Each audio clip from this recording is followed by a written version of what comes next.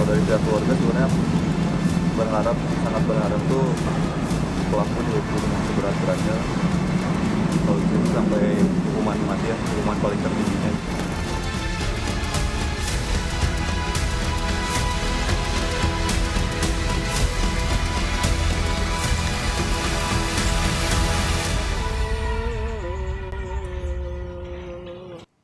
Saudara, pelaku pembunuhan perempuan yang jasadnya dimasukkan ke dalam koper berhasil ditangkap di rumah keluarga istrinya di Palembang, Sumatera Selatan. AA, pelaku kasus jenazah dalam koper, tak berkutik saat ditangkap tim gabungan polisi di rumah istri yang baru dinikahinya di Palembang, Sumatera Selatan. Jejak AA sebagai pelaku pembunuhan Rini Mariani terendus polisi dari rekaman CCTV hotel tempat keduanya terakhir kali terlihat. Usai membunuh korban dan memasukkannya ke dalam koper untuk dibuang di wilayah Cikarang, Bekasi, pelaku kabur ke Palembang.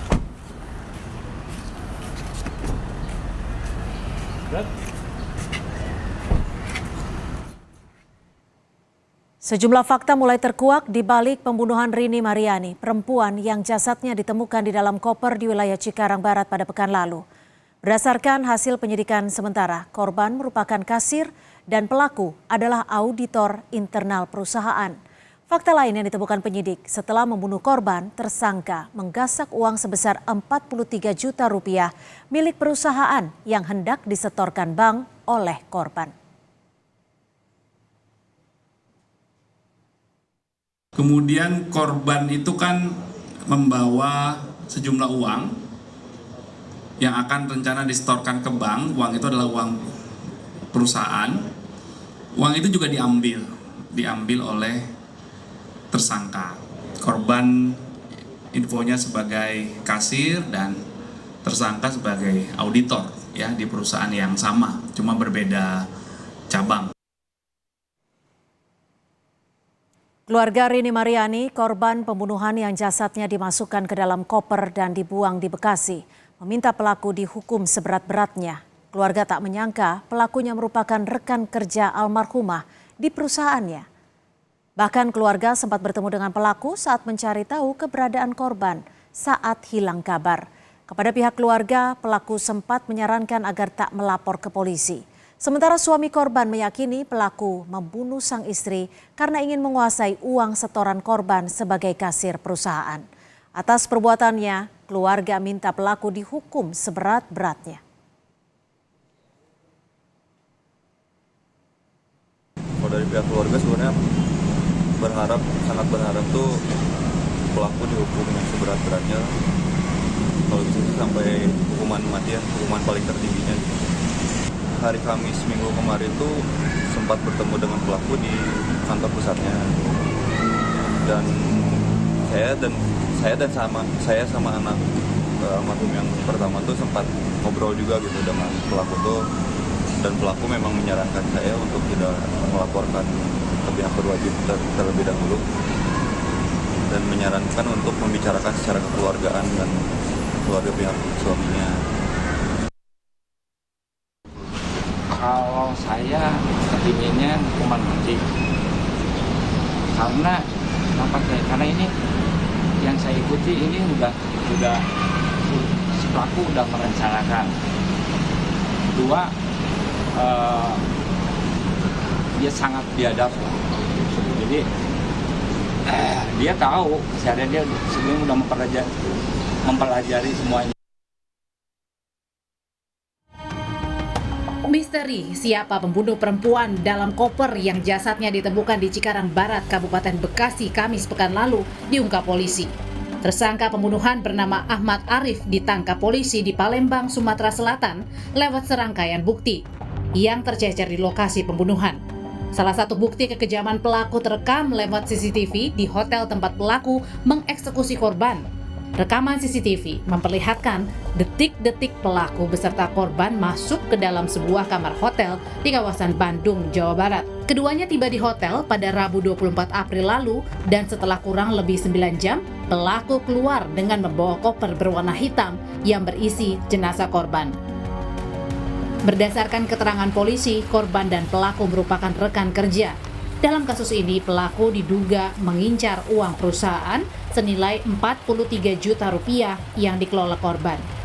Pakar psikologi forensik Reza Indragiri menyebut, dalam mengungkap kasus ini, polisi perlu mendalami latar pembunuhan yang dilakukan pelaku. Yang lain adalah motif instrumental. Bagaimana sang pelaku ingin mendapatkan manfaat tertentu dari diri korban. Nah, persoalannya adalah apakah pelaku memang sungguh-sungguh sejak awal punya niatan untuk menghabisi korban, ataukah ini merupakan tindakan penganiayaan yang mengakibatkan orang meninggal dunia? Itu yang perlu dicek atau diinvestigasi oleh pihak kepolisian. Sebelumnya, Kamis pekan lalu, jasad korban yang berusia 50 tahun ditemukan dalam sebuah koper di wilayah Cikarang, Bekasi, Jawa Barat. Tim Liputan, Kompas TV.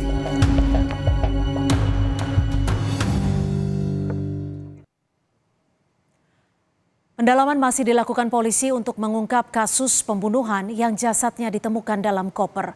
Lalu apakah motif uang menjadi alasan utama tersangka menghilangkan nyawa korban? Kita bahas bersama kriminolog UI Hanifah Hasna. Selamat sore Mbak Hanifah, terima kasih sudah bergabung bersama kami di Kompas Petang.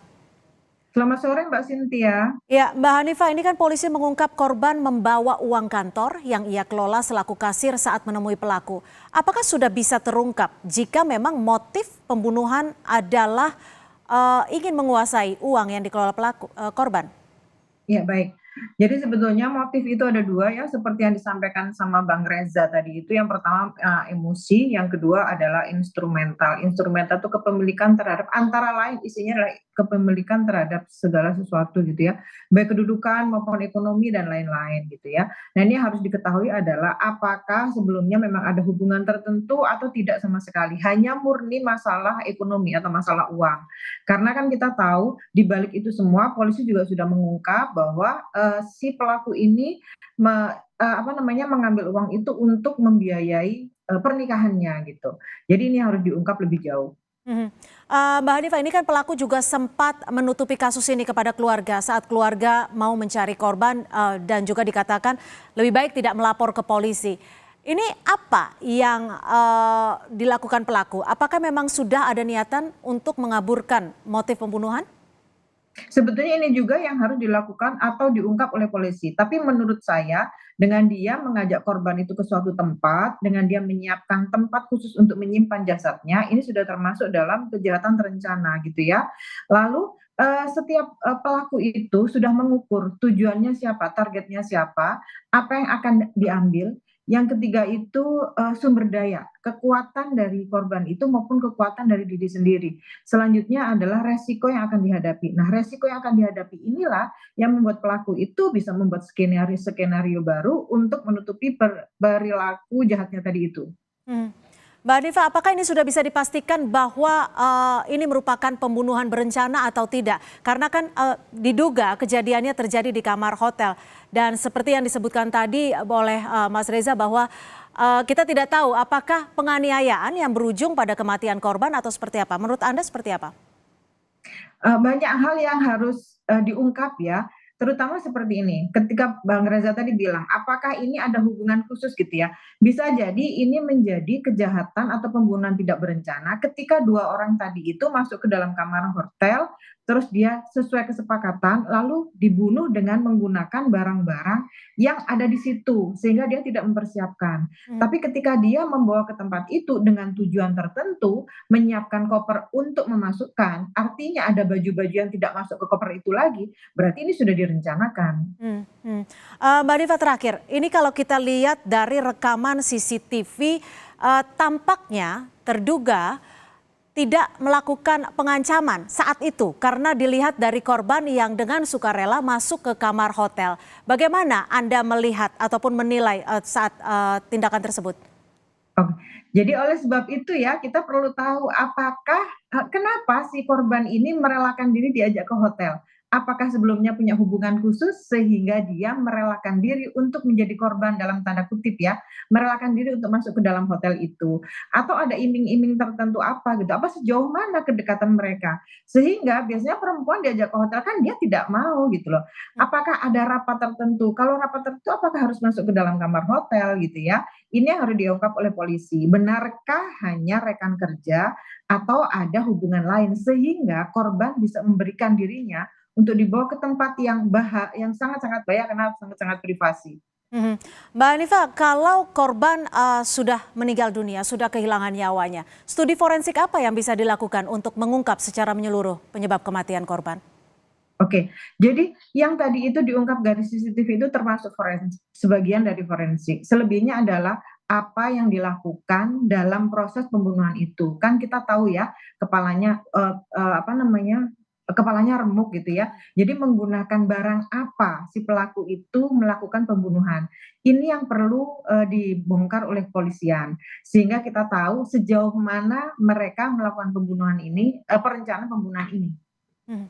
Karena itu yang menentukan pasal-pasal yang akan diberikan kepada pelaku.